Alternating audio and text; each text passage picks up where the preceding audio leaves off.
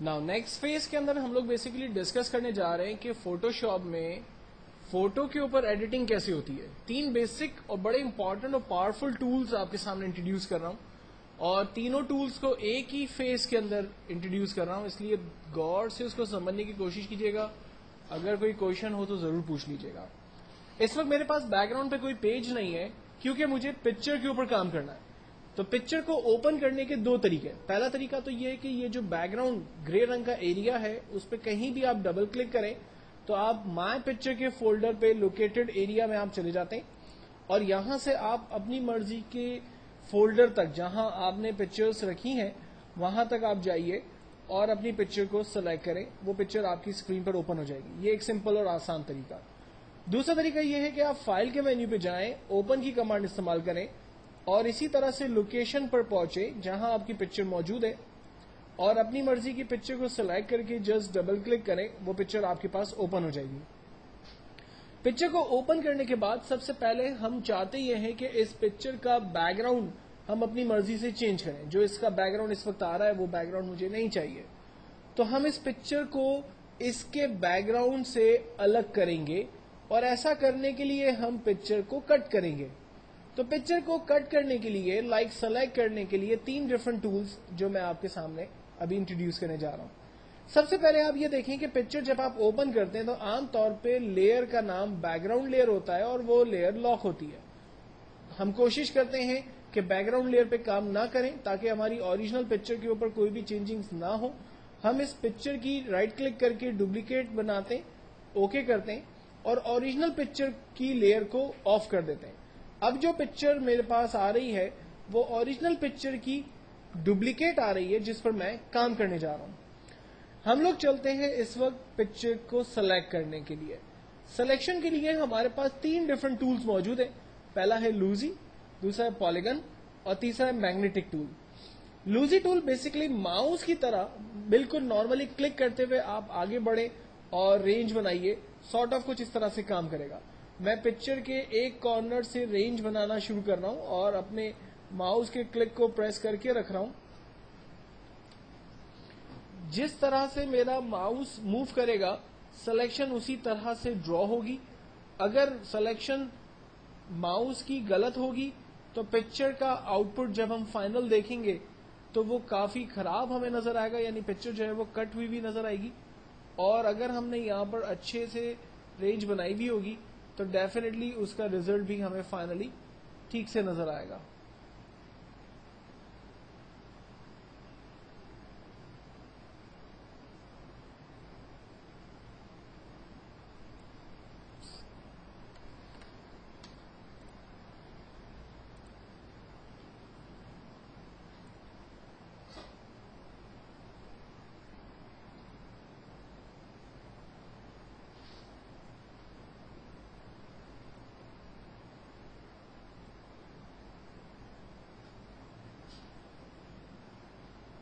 थोड़ा सा quick range बनाने की कोशिश कर रहा हूं।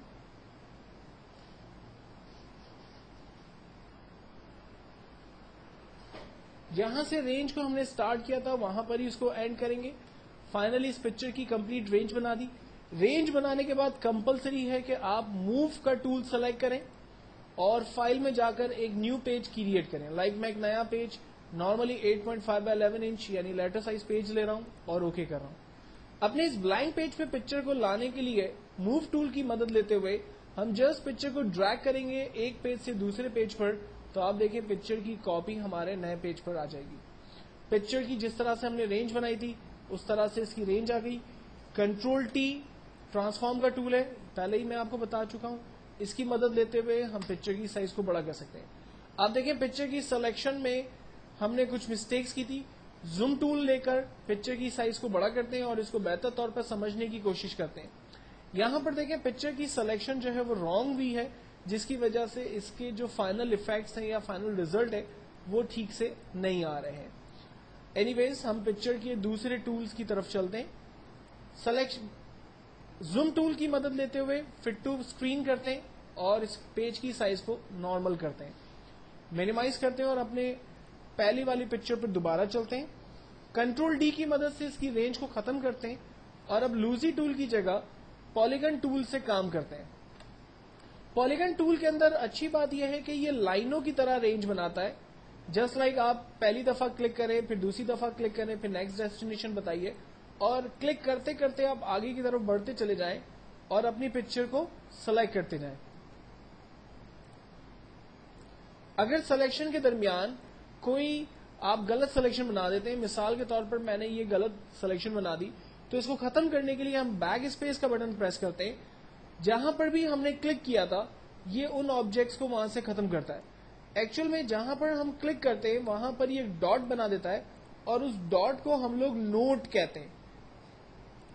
तो जब हम लोग बैक स्पेस बटन प्रेस करते हैं तो वो नोट एक्चुअल में रब होते चले जाते हैं।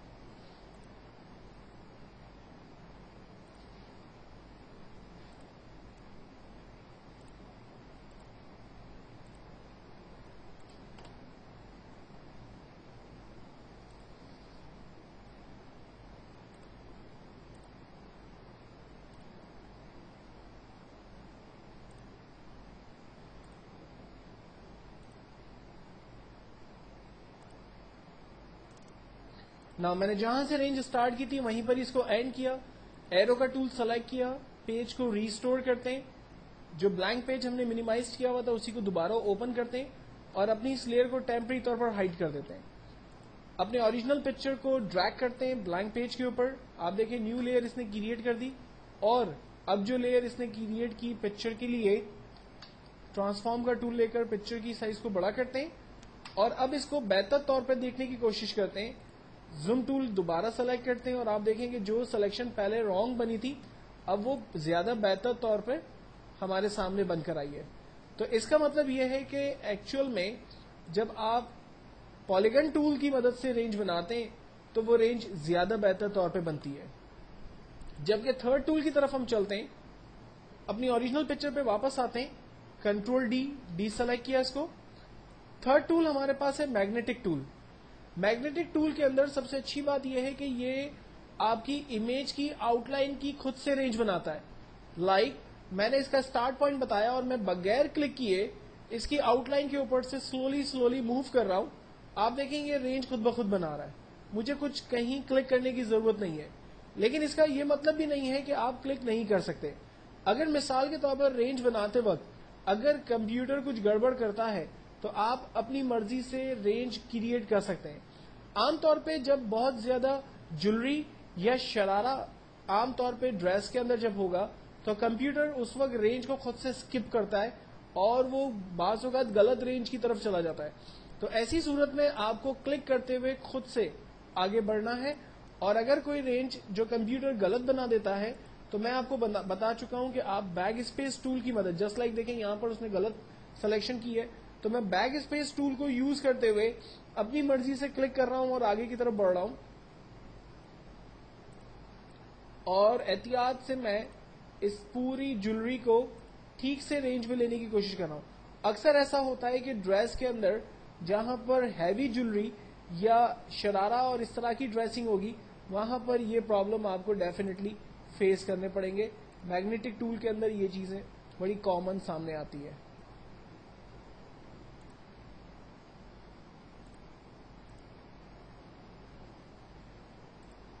अगर इस पिक्चर की जगह कोई ऐसी पिक्चर होती कि जो पैंट शर्ट शलवार कमीज हो, like this type of picture होती, तो उसकी रेंज बहुत ज्यादा अच्छे तरीके से और आसानी से बन जाती।